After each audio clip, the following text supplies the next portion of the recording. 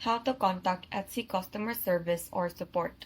So first is to go to Etsy.com and then log into your Etsy account. So once you're logged in, scroll all the way down until you find this help section. So click this help center and then go to selling with Etsy. Now scroll down and you will find this button, contact Etsy support.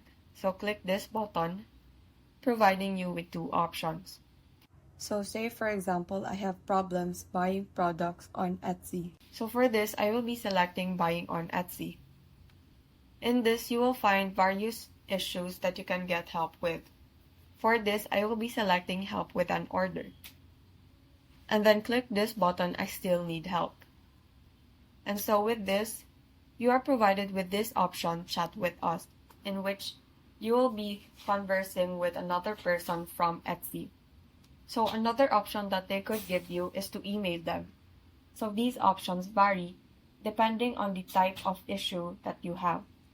And so that is how you contact Etsy customer service or support. Thank you and have a great day.